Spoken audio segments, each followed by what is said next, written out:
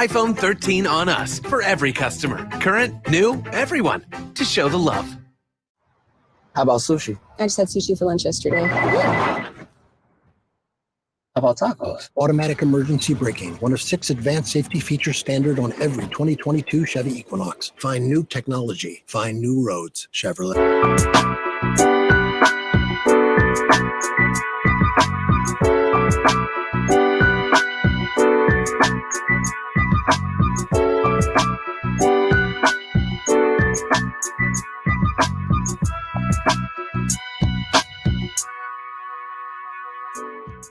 Hello, everybody, and welcome to A Balanced Life with Dr. Jacquie. As always, this day is my favorite day, the day that we have to gather together to learn from one another. And let me tell you, our guest today will not disappoint. We're talking all things family and how do we nurture and prepare our boys for the future. We're going to be joined today by Stacey Owens of Creating Z Charter Schools, Aisha Pugh of AMP, Dondre Whitfield, author of Male versus Man, Pastor J.T. Johnson. And let me tell you, everyone, today is the day where I want you to sit back, take your notes, and feel like you can really be involved in this conversation and dialogue. As we're moving into summer and we're figuring out not only what to do with our kids and who to send them to, some of our kids need a little bit of a tune-up. And who better to help than family? Let's invite in all of our guests. Hello, everyone. Hello. Hello. Hello. Hey, now let me ask you guys this question. Can you remember when you were sent off for summer because you needed a tune-up? A tune-up check, meant something different for things. different people. Stacey, tell us what that was like a little bit, being sent away for summer and having to have that family tune-up. Well, I didn't really get sent away for summer, but the furthest my mama sent me was down the street to the church for Vacation Bible School. Yes. But that still was a tuning up for just resetting and just figuring out how are you going to spend your summer in a childlike way, making sure that you're still able to engage in the things that children engage in. I was fortunate with my mother that she allowed me to experience that fullness of just being a child. I didn't have any worries. I didn't have to be sent away for any tune-ups. She got her break by making sure she kept me engaged in different activities that were age appropriate and that would continue to stimulate my mind as we went through the summer. Thank you for sharing that information. Pastor JT. Yes. Well, I guess I will concur with Dr. Stacey. I started preaching when I was 9. So a lot of my summer I spent running summer youth revivals. So I was actually working. So Stacey, while you were sent to Vacation Bible School, I was probably some of those Vacation Bible School speakers. But speaking about tune-ups, with my mom being a retired educator, it wasn't the summer tune-up. It was every single day. And I remember it like it was yesterday. And I say this, that my 4th grade year was my best and worst year in school because my mom was my teacher. I didn't have a break. I couldn't say that the dog ate my homework because mama knew we didn't have a dog. So I think that summer, getting away to work on messages that I would be preaching actually was a break for me, not necessarily for her. Wow. All right, Aisha Pugh, tell us all about it. Yes, I surely will. I'm a Southern girl. I grew up in Alabama, not the country parts of Alabama, okay, because everybody thinks that Alabama is so country. But I did grow up in Alabama, and the thing is, we went to our grandmother's house. We also went to Vacation Bible School as well and did that. But we were at my grandmother's house. My mom worked every day. Pretty much, she was a nurse, so she was pretty busy doing that in the daytime. And we would just go out with my cousins and hang out. Like she said, in the summertime, we would go to Vacation Bible School, but at 12 o'clock noon, you better believe my grandmother had all of us in the bed, sleep, because she needed her recharge herself, okay? So at 12 noon every day, we were going to bed. We had our lunch. But as I got older, my mom did put me in enrichment programs in the summer that I hated going to it.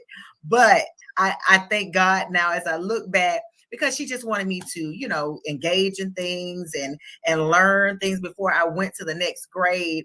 But overall, I had a great, great time doing those things. But that's pretty much how my childhood went. Now, y'all must be the goody two-shoes group, and I am so excited. I can't say I was that kid. Dondre, tell us all about it. Am I allowed to say? True confession. I grew up in a very turbulent environment, and so when you grow up in a turbulent environment, and you grow up without, particularly as a young boy, when you grow up in these turbulent environments and you don't have a model that you can safely mirror, you begin being fathered by the streets.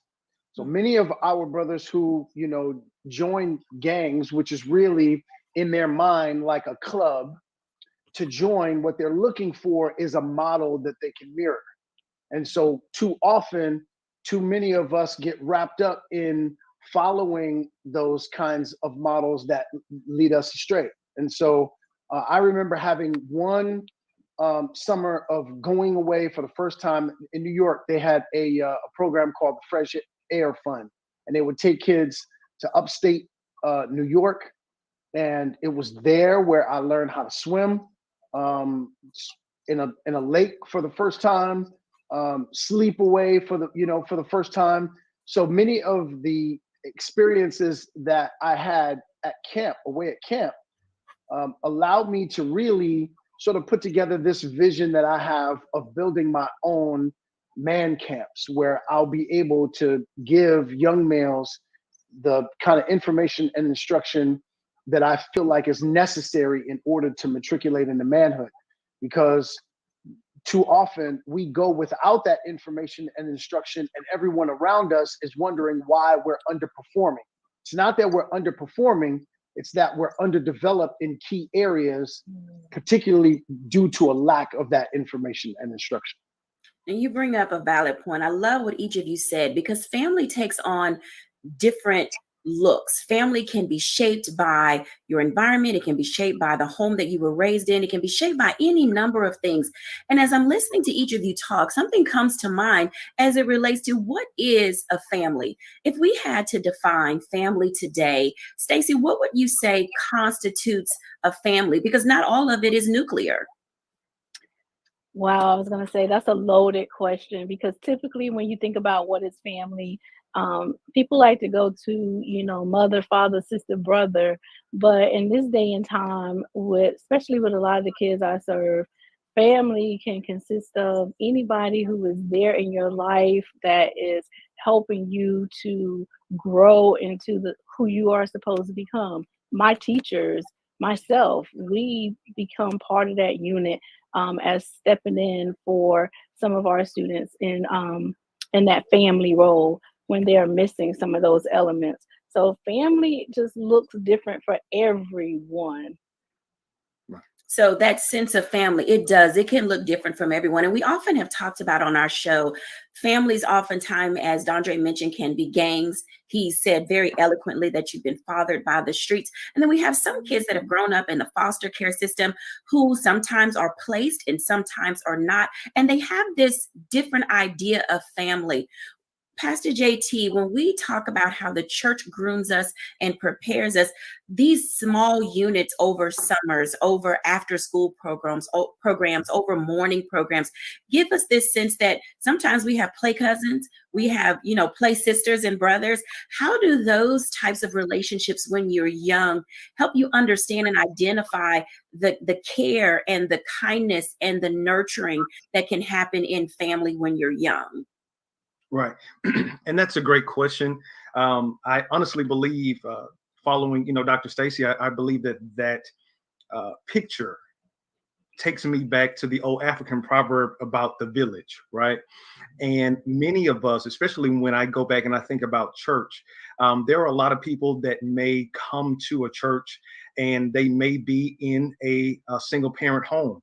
And then possibly you are a child who you don't have siblings, or maybe there's a family that has relocated, especially in our day and age now where there are so many people that are moving, and you come into a city and the first place that you may land in is in a church. And so there are a lot of relationships that are built there. And I look back over my life, there are a lot of people, especially being the kid preacher that I was, there's a lot of people in the church that I grew up in that I'm still in connection with today. And we call each other brothers and sisters.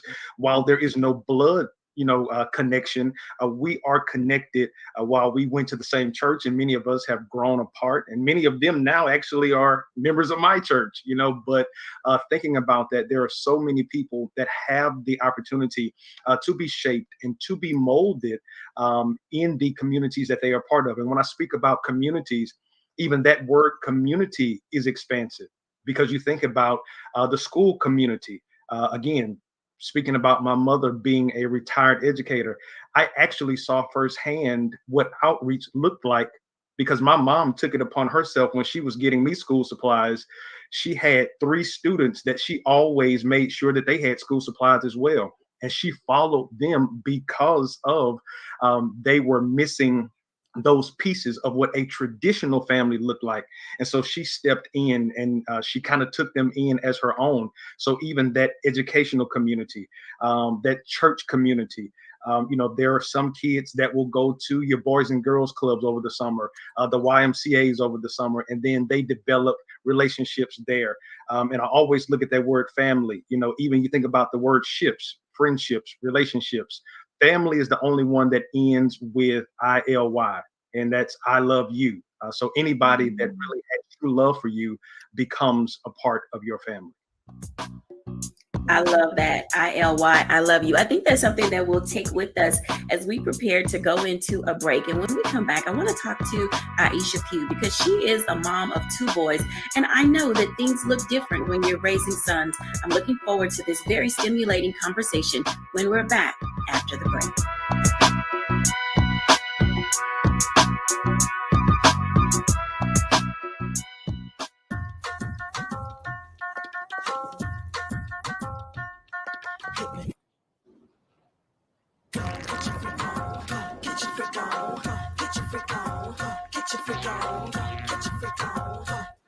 Verizon just gave us all a brand new iPhone 13. We've been customers for years. We got iPhone 13s too. Switched 2 minutes ago, literally right before this. iPhone 13 on us on any unlimited plan for every customer, with plans starting at just $35. All on the network more people rely on.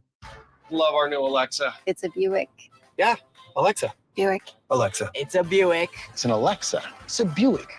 It's an Alexa. Coach, that's a Buick. That's an Alexa. The Buick Enclave with available Alexa built.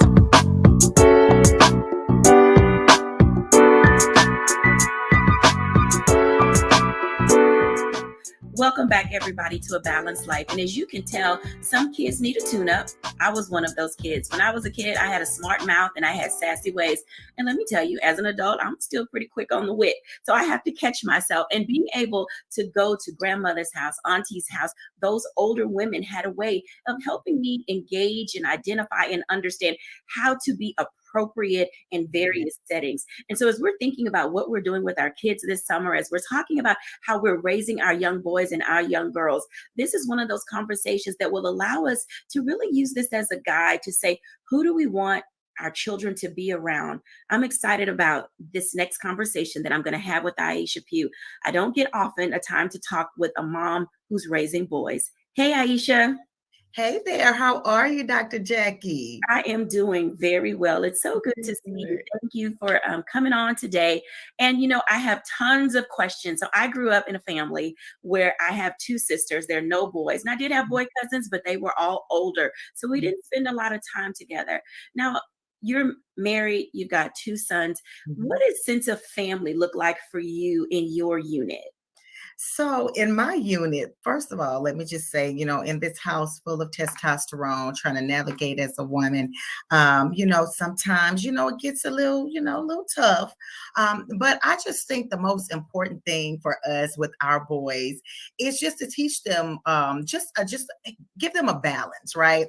A lot of times, often in the household, as far as men and boys are concerned, they're taught that they have to be the provider, and that's absolutely fine. But just as a mom of boys, like, I want them to also just understand that it's way more than that. I can't teach them how to be a man, I guess, per se. My husband does a great job role modeling that, but I think the spiritual side, the mental side, the emotional side of things is what I like to give to my boys, so that they understand that all of those pieces are important in a family as well, because you do need that. So I think with my boys, in terms of giving them a good bit of all of that and teaching them, those things as well, not that you got to be so hard all the time and you can't cry and you got to just suck it up and, those kind of things. We definitely don't go about teaching our boys those things. We want them to be men. Absolutely. But, again, the education component, the spiritual component, the mental balance, all of those things are important for me to be able to teach my kids as a woman in the household, so that when they get wives and have daughters, or whenever they grow up, that they are in touch with all of those things, and not just, I got to be the man and just got to just provide financially, and that's just it. So that's just kind of how we are in our household with our kids. Well, I thank you for sharing that, because oftentimes, two-parent household, single-parent household, grandparents raising grandsons, whatever the case may be, there are these various outlets that boys need. Now, girls go to mentoring camps. Yeah. Girls will find time to go or come to your school related to how to put their face together, how to have etiquette, and do these things. Your boys are engaged in a lot of activities. What types of things, as they were growing up, did you find for them to do? As our parents are taking notes and they're trying to figure out, it's safe now. I mean, we're coming through this pandemic, and it's okay to give them a little bit of room to get out and really explore all the things you've been teaching them in the home. Yes. So our boys are very, very busy. One important thing was we watched out for what they were really into and what they were passionate about. So my boys, they are completely different, total different, opposite ends of the spectrum. So one of my sons, my oldest son, is into music. So we really invested in him, financially, as well as making sure that he had all of the tools that he needed. So he sings, he majors in music. So growing up, those were the kind of programs we kind of geared him towards, because that's what he liked to do. Initially, he actually liked to do, he was into animals and things like that. So we looked into camps and things like that to put him in, to help kind of further those passions. So he's, just released a single. He's doing well with those things. So we really just kind of tuned in to what they were interested in. My other son, on the other hand, is into sports. So Dawson goes to every football camp known to man. So we really honed in and make sure he has all the training and things that he needs to help him with his sports. Now for mama, my main thing is making sure those academics are on point. So I absolutely also invest in those things as well, to make sure on the home side of things that they're getting what they need and the support that they need in that as well. But I think it's just paying attention to what it is that they like to do. And it's okay to let them try other things. We've done acting and karate, all of those things. But once they get a certain age, we just kind of really just paid attention to what they were passionate about. And then we just went with it. So they're always busy. I mean, they are always doing something. It's literally true for us. I don't know if they have time to do other things, because they are always, doing this or that. So those are the things that what we've done in our home. I appreciate that. A couple of things as you were talking that really resonated was that how you and your husband are driving that ship. Yes. Oftentimes in homes, kids run to parents. Mm-hmm. And I think that you have set a good balance for us. The times that we have talked to you, you've shared about how that balance in your home plays a really good part in making sure that not only do you and your husband have time together, but also the kids have activities that engage them as well. So I want to thank you for being so open and transparent about why it's important that even as a couple, couples need to keep them also at the front of the family so that you can bring that type of balance into that as well. Yes. Yes. Thank you for sharing. Stacey, I have a question for you because you're in a school environment and you do so many things for your children. When you're getting your kids, as you're releasing them into summer, how do you prepare and help them to find readiness to engage outside of your school? Because kids spend more time at school than they do at home with other people. So you're really like a family for a lot of them. Mm-hmm. One part of my engagement is I continue to offer summer programming during the summer to give them options so that they can stay engaged during the summer with us. We also try to set boundaries.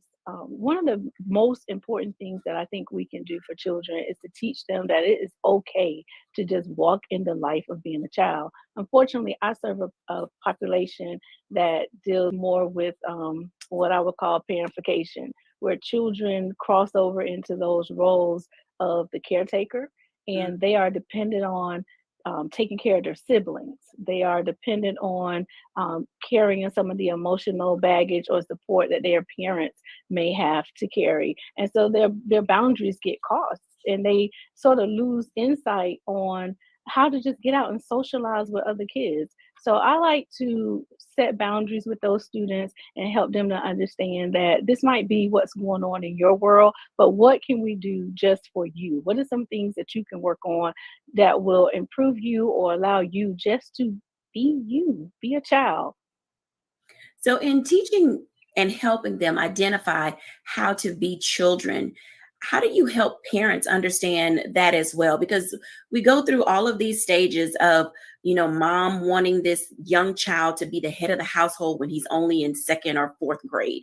And then you have them doing all the grocery shopping. You have them learning how to pay the bills. You have them running up and down the street, running the errands. And then sometimes people, get this thing in their head that this child is supposed to be the be all to end all to help mama soothe all of her issues and concerns. How do you help parents help them see that this is a kid and should be able to live a kid's life? So that is such a tricky situation, and it's a thin line that you have to walk along because one, we have to figure out why are we even in this situation? Are you paying the bills or keeping the siblings because your mother have to go to work? If that's so, let's have the conversation with mom to talk about, what extracurricular activities or what else can we do to bring in support for the child so that they can have those opportunities to do the childlike things. A lot of times with the parents, we have to point out the impact that it's having on the student. So for instance, I had a young lady who started having conversation about maybe she should just get pregnant at the age of 15 because she felt like she was keeping all her siblings anyway. And she could not have that conversation with her mother because it was a touchy situation every time they tried to talk about it. So I became the mediator for that situation. And I just had to help her to see, I know you're dependent on her, the young lady, to help you. And I'm not saying children can't help with what's going on in the home, but at the same time, what else can be done? Do you have any relatives that can come in and provide some assistance so that we can alleviate some of the stresses that are being placed on the child? Sometimes for some parents, it may just be, they just don't know. They don't know what they don't know. For some, it can be dependent upon the household. If we're in that setting where, I guess for lack of a better word, we say a poverty mindset, and that's just a mindset they have, then we have to have those conversations to help give them another frame of reference to look at. Thank you for sharing that. School should be resources. And for those of you who are in that space, your kids are going to summer school, they're going to camp, they're going to vacation Bible school, they're going off to all of these amazing experiences that will help them grow. Discovering how to have appropriate conversations is one of those dialogues that can, as Stacey said, it's a thin line. Aisha, can you talk for just a moment about how you keep that door open for your boys to be able to come to you and your husband to talk to you just about anything? Well, I don't know if you can tell by now, I'm definitely a communicator, and so are my kids. To be honest with you, growing up, I honestly in all transparency, grew up in a household where my mom was like, I am the mom, and what I say go, right? And so with that being said, when I had my own children, I wanted to make sure that I was able to allow my kids to be able to respectfully voice how they felt about things. So for a long time, we have definitely opened up the lines of communications, so much sometimes where I would be like, oh my gosh, am I, allowing them to be too open? And it's, again, not to the fact where they're disrespectful or anything, because, they're not at all. But I'm so open with my children from the time they were very young. I just feel like it's important for you to allow kids to express themselves as well, because they're people too. They have feelings, just like everybody else. And I couldn't do that. I had to hold it in and tell my cousins or my sister or my brother, how I felt about whatever my mama said. But I think it's just important to realize that, they have feelings, they have things that they need to share, they have things that they need to talk about. Now, they're kids, don't get me wrong. Now, sometimes I have to, get them in line and be like, okay, now that's too much. But in the same token, I think it's important for us to be able to communicate with our kids. And the lines of communications in our household is definitely open. We talk to them. In fact, I even tell the teachers, every year I email all of the teachers and I say, I just want you to know that my kids talk to me. So they're going to tell me, their side of things, if anything has happened, and that's with anybody. So yes, I think it's just very important at an early age to go ahead and establish those lines of communications. And that's something that we've definitely done and allowed our children to be open with us about things that bother them and, things that we need to correct or get going, or advice or anything like that. Thank you both for sharing. As our children are being nurtured and are growing, it's oftentimes not easy for them to navigate the world in which they live. And I'm going to ask this question because it's a delicate question. When it comes to family, being able to pour into your kids, who can pour into your kid? And do you draw the line at certain people like, no, you can't talk to my child? Whichever one y'all want to jump in, because I can honestly say I've been in that space where I could talk to certain aunts, I could talk to certain uncles, and my mom was like, we're not talking to them anymore. And then she would give me this long list of reasons. And it was just sort of like these weird things that happened to them when they were growing up that they kind of carried on to us as kids, saying, yeah, no, that's not the best person to ask for advice in this area, this area, and this area. But if you want to talk to them about these choices and those choices, then by all means, go ahead and talk to them. Either of you have any of those types of conversations or stories related to who can pour and who shouldn't pour?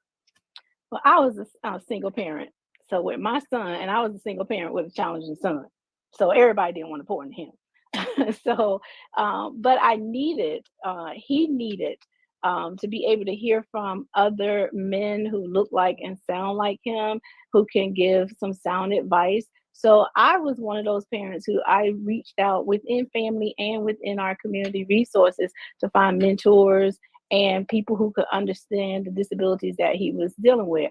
I didn't put a limit on who can share into my village until you became toxic. Now, if I got wind of the information that you were sharing was a little toxic, or something that would take him or either one of my children down a path that they shouldn't go down, it would be at that time that I would set a limit. Because my children too, I taught them at a very early age, you can tell me anything. So the first person that has to do the pour, I felt, is myself.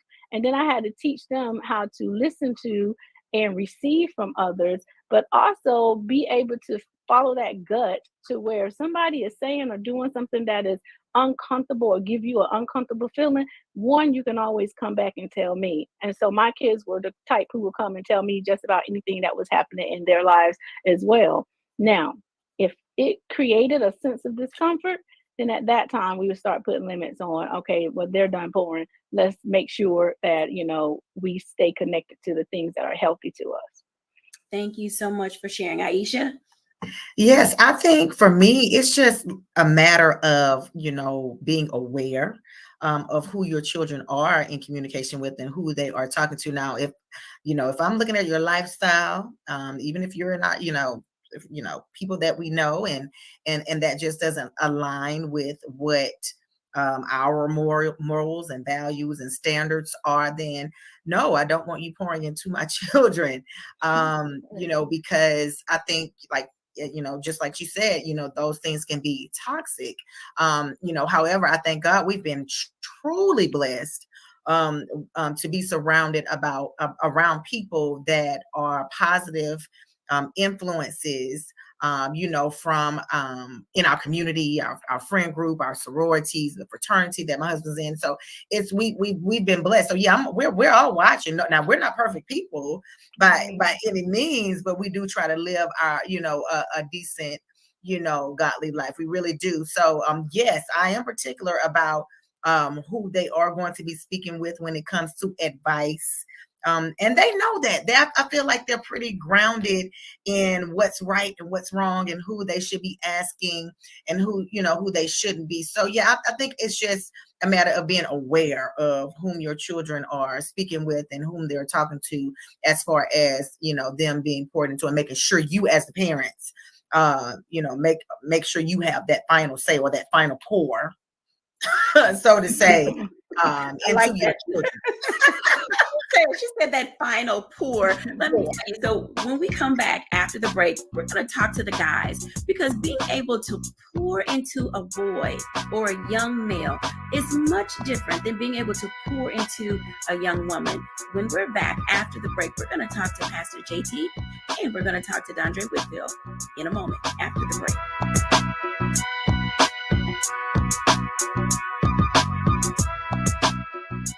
How about sushi? I just had sushi for lunch yesterday. How about tacos? Automatic emergency braking, one of 6 advanced safety features standard on every 2022 Chevy Equinox. Find new technology. Find new roads. Chevrolet. It's time to be smart. Roland Martin's doing this every day. Oh, no punches! Thank you, Roland Martin, for always giving voice to the issues. Look for Roland Martin in the whirlwind, to quote Marcus Garvey again. The video looks phenomenal, so I'm really excited to see it on my big screen. Support this man, Black Media. He makes sure that our stories are told. See, there's a difference between Black Star Network and Black-owned media and something like CNN. I got to defer to the brilliance of Dr. Carr and to the brilliance of the Black Star Network. I am rolling with Roland all the way. Honored to be on the show that you own. A Black man owns the show. Folks, Black Star Network is here. I'm real revolutionary right now. Roland was amazing on that. Stay black. I love y'all. I can't commend you enough about this platform that you've created for us to be able to share who we are, what we're doing in the world, and the impact that we're having. Let's be smart. Bring your eyeballs home. You can't be Black-owned media and be scared. You dig?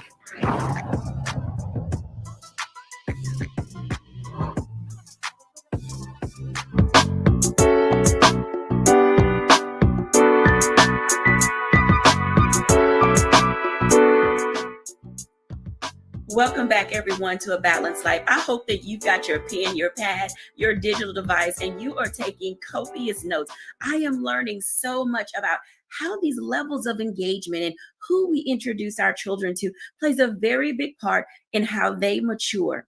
I want to bring in now Dondre and Pastor JT, because each of these men have resources, books, and have, been for us a wealth of information as it relates to how do we engage boys? How do we engage men? How do we help us, teach us how to turn some of those corners where we always just want our boys to stay babies. We don't see them growing up into this man. We oftentimes don't see them turning into something other than what we believe they should be, because we're mom. We see them with different eyes. So, Dondre, in your book, Male versus Man, you talk openly about there being two distinctive differences. So please enlighten us, sir. Yeah, this is such a healthy conversation for us to have. And, in the previous segment, Sister Aisha and Sister Stacy both spoke about some very key things. Sister Aisha was talking about the fact that, or pointing out the fact that she understood that she can't teach her son how to be a man. And I stated that in my book. And at the time, it was very controversial because we're not used to Our sisters aren't used to hearing that because so often they are left with the assignment, the responsibility of holding the family together when the man has abandoned his post. And what you're, as a mom, your job is to create a beautiful human being. A man is supposed to create a responsible man, right? So if I wanted to become a pilot, I would have to come under the tutelage of a pilot.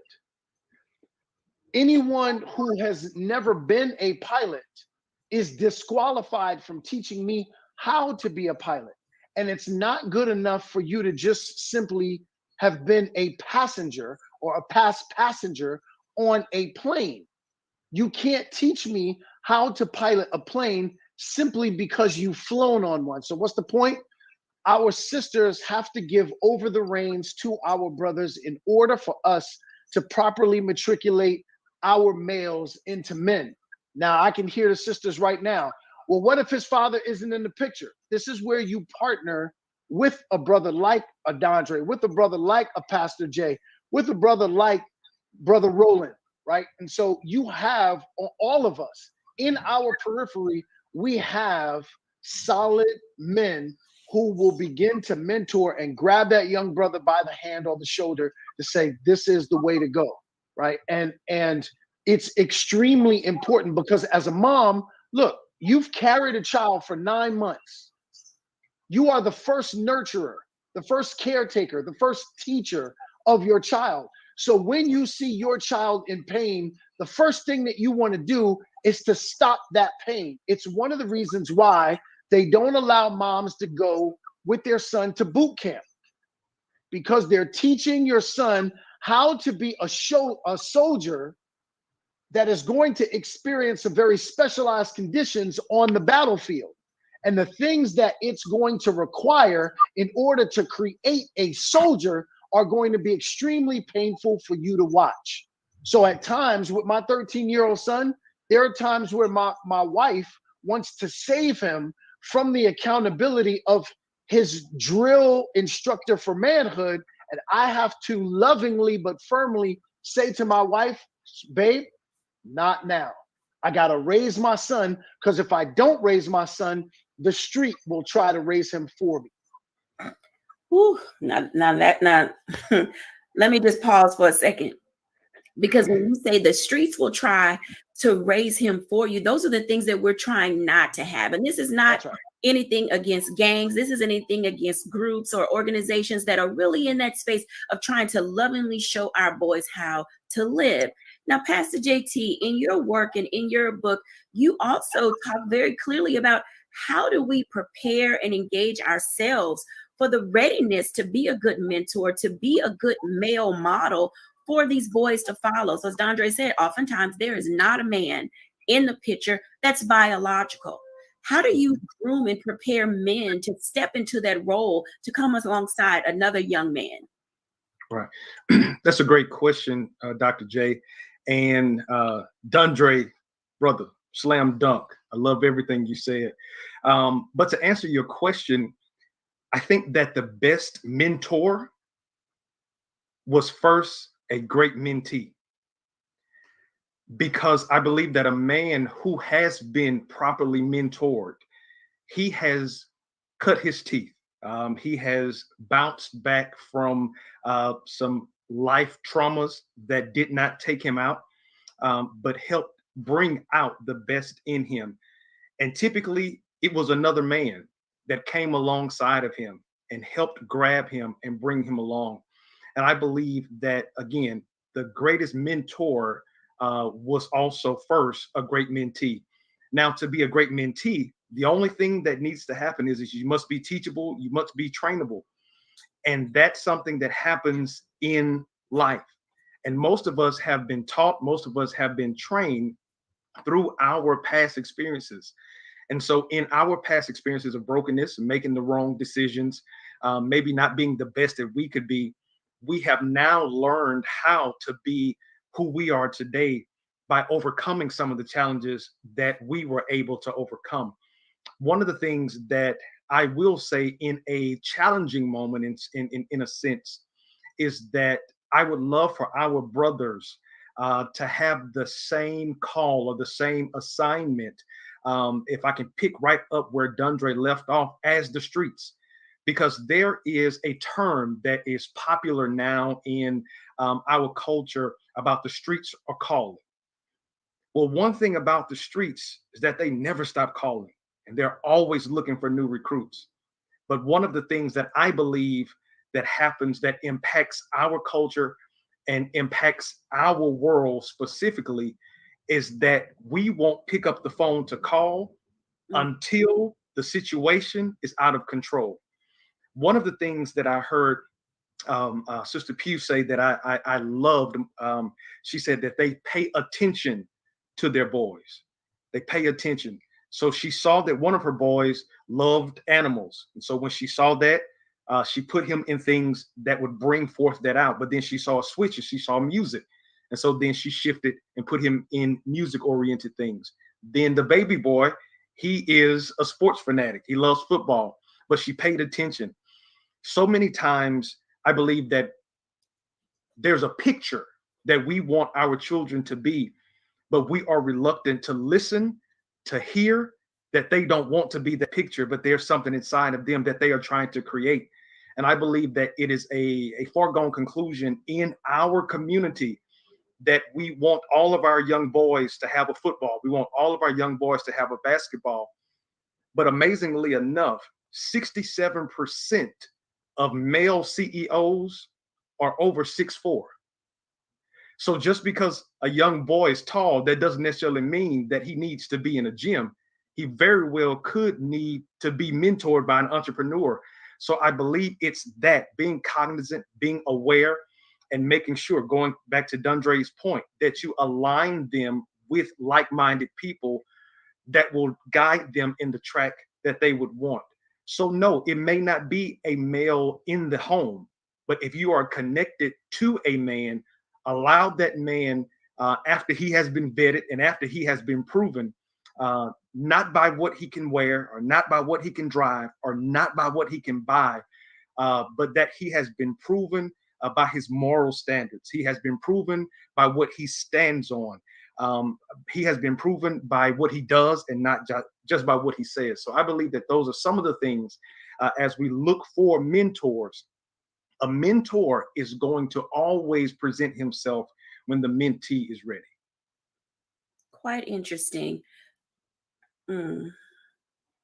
Dondre, when you think of alignment, how does that match up just in life in general, where we talk a lot about balance, we talk about people finding their space and their zone, but sometimes it's hard to get you together when you've been through so much.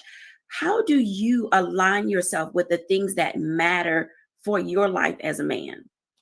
What a great question, Dr. J. And I just want to speak to something that Pastor J said, you know, about we want our boys to have basketballs and footballs and, you know, and all those instruments of sport, because those are the things that we see that are glamorized, you know, in our communities and in society at large. But, you know, I've often been asked the question of, when should I start teaching my son how to become a man? When should I give him the tenets of manhood?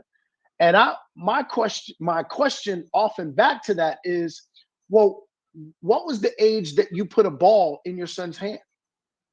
See, if it was okay for you to put a basketball in your son's hand once he started walking, why isn't it okay to begin teaching him the principles of what manhood are at the same age? Because if we strengthen his basketball skills, and I always talk about this because Pastor Jay talked about mentors. I always, when I get in front of my young brothers or my young nephews, my bonus nephews, I ask them, name me all your favorite basketball players. And they name me a litany of them. And there's no wrong answer. The LeBrons, the Kobes, the Michael Jordans, there's no wrong answer. That's all the right answer. my question to them is, what do they all have in common? And they name off quite a few different things, from talent to, grit to, all of these other things, which is absolutely true. But the one thing that they're always missing is the fact that these great players would not have become great if they didn't have coaching. From the time that they played AAU to the time that they played high school basketball, college basketball, to the professional ranks, they all had coaching. And what I point out to them is that the higher that you go in your level, you don't get less coaching, you get more coaching. Why? Because there's more at stake. When you become a professional, you got a shooting coach, you got a defensive coach, you got a strength and conditioning coach, you've got a nutritionist, which is a food coach, you've got a mental coach, you've got all of these coaches in order to make you a great basketball player. But who's your coach in order to make you a great man?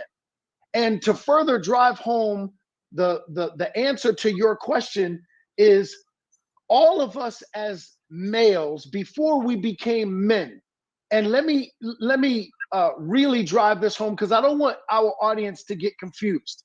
There's a gigantic difference, which is why I wrote the book Male versus Man. There's a gigantic difference between being a male and being a man. Males look to be served. Men look to be of service. There's a gigantic difference. So if you want to insult me, the B word for a man is simply referring to him as a male, because what it speaks to is my anatomy. If I'm born with this body part, that's why on my birth certificate it either says male or female. God made me a male, but he gave me the assignment to become a man, right? And so as a male, there are certain stories that we believe about ourselves. And it takes a mentor to come in to change the story that we believe about ourselves, so that we believe in a new story and begin investing in that story. And the story is that I have been created to become a man, to be of service to humanity. And that's where all of that ties in. Wow. Thank you so much for sharing. I'm going to say this as we're going into this break. Everybody that's watching, I know that the texting, the typing, the reaching out on social media is going to be like, oh my God, who knew? There was so much into discovering how to turn that corner from being male to man. When we come back after the break, I want to bring our entire group in after the break so that we can hear a few of their tips and takeaways just to get you started this summer. When we're back after the break.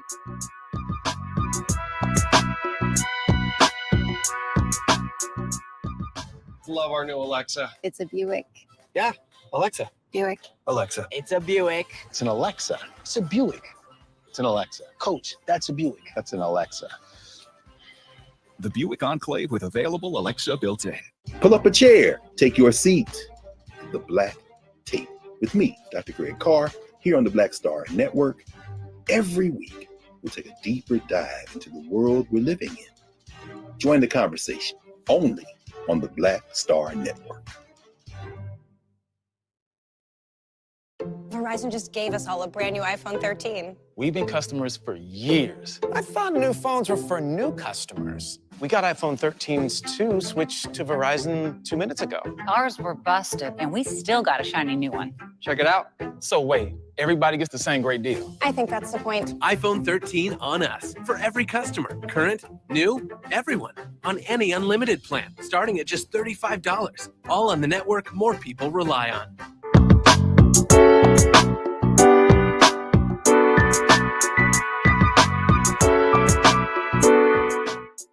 Welcome back, everybody, to A Balanced Life here at Black Star Network.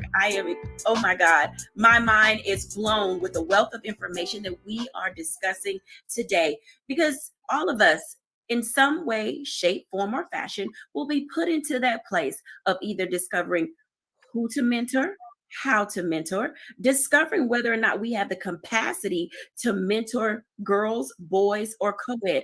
And for our guys who are out there watching, Thank you for being a part of this conversation and dialogue. I want to bring our group back in together because I'd like to hear from each of you. A tip or takeaway that you would like to share with our audience to get them moving in the direction of how they fit into their family and focusing in on helping young men grow up to be amazing civic engagement leaders, entrepreneurs, or whatever passion that they have. JT. All right. You had that look on your face like, homie, I got this. I got you. I got you. Well, I'll start us off and I'll keep it short. I think one of the things, and I just love the thought that our Sister Pugh said about being aware, paying attention. And I think that's one of the things that we have to get back to. Our children cannot afford to be raised by a telephone, by a laptop, by a tablet. We have to be present and we have to be aware. And I think it's in that moment, we won't have to see or hear the cry for help. We will already acknowledge that there is a need for something different. So I think that's one of the main things that I would like to offer to our social family, our e-family, is be aware. And it's your house, it's your village. As long as you are aware and you are able to tell the temperature of what's going on, you can dictate what needs to be in and what actually needs to be thrown out. Because one thing that happens, this is the last point, one thing that happens twice a week, the trash man comes to the house to pick up trash in the neighborhood. But I've never seen a trash man knock on the door and ask you, do you have any trash to put out? But you won't know what needs to be put out if you're not aware of what has tried to sneak in. Now, y'all know pastor is a pastor. I got one more point. All right. Owens. I would say, you know, to parents as school is coming to an end, to take the time, as Pastor Jay was saying, in terms of becoming aware, but talk to your child, find out one thing that they are interested in that will allow them to continue to grow throughout this summer, but also allowing them to stay connected to their inner child self. Thank you for sharing that. Aisha Pugh. I would definitely have to say, just to continue to build connections with your children, and embrace them and learn and be aware, as everyone is saying, of who they are, and encourage them to, you know, come forth and continue to communicate with you, encourage them to, you know, live their best lives and certainly within the boundaries and parameters that you taught them to do so. But I would definitely say those couple things are some things that I would definitely recommend, you know, just building those connections, embracing your children, encouraging them to, you know, to be the best that they can be. Dondre. Yeah, I would absolutely say that there is a difference between our passion and our purpose. Our passions serve us, but our purpose serves others. And as an actor, my passion has really served me, but my passion grew a platform. And so this platform that I got from walking out this passion, what do I now do with this platform? I know many people who are greatly accomplished in life, but are still walking around extremely empty. And that's because they haven't figured out that the key to life isn't accumulating all of these things for yourself. It really is about being able to serve other people. We were built to be of service. And so when we're constantly serving ourselves, we're trying to figure out, maybe I'm not feeding myself enough. And the key truly to living a balanced life is grabbing a hold of those things that we garner for ourselves, but then breaking off a gigantic piece of what that is and being of service to other people. My father wasn't in my life to teach me how to be a man. And so the pain in my life produced this purpose to teach males how to matriculate into manhood. So vigorously walk out your passion, but then sift through your pain in order to discover your purpose. That was a mouthful, and I hope that each of you have had an opportunity to really hear what our guests have said today. When we come back after the break, I'm going to do my reflection.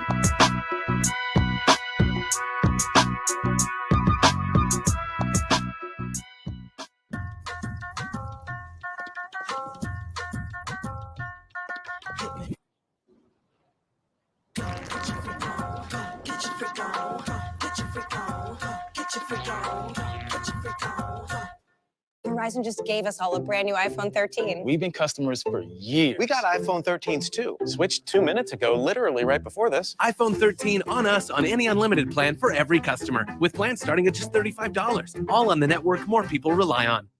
Love our new Alexa. It's a Buick. Yeah, Alexa. Buick. Alexa. It's a Buick. It's an Alexa. It's a Buick. It's an Alexa. Coach, that's a Buick. That's an Alexa. The Buick Enclave with available Alexa built-in.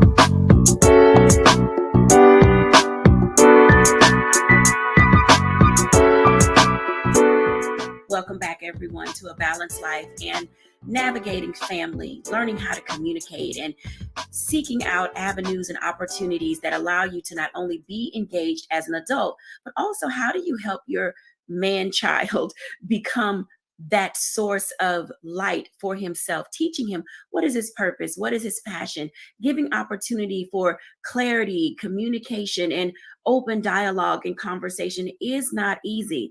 One thing that we all can say and that we know is family and dynamics can be quite tricky. So how you approach them and engage in them is literally a tightrope as you are discovering how to help your child become sensitive to the ways of the world. I mean, we've had so much tragedy these last several months, and we're going to be talking to our kids throughout the summer as it relates to how do we deal with the Uvalde? How do we deal with the Buffalo? How do we deal with tragedy that has taken place, several years back in Miami? How do we deal with this pandemic? Our children are hurting and they need people to talk to. So before your child takes that opportunity to seek people outside of their family, outside of individuals who are influences in their lives. I'm going to start that over. It's 5207. Before our children take it upon themselves to start reaching out to other people, give them an opportunity to talk to you, set the stage and set the tone for an atmosphere of open engagement, transparency, and honesty. I promise you, these are the pillars upon which you will want your children to be able to stand upon and engage. It will be the toolkit that they will use to navigate all the other days, situations, and circumstances in their lives. Thank you so much for watching our show today. Bye now.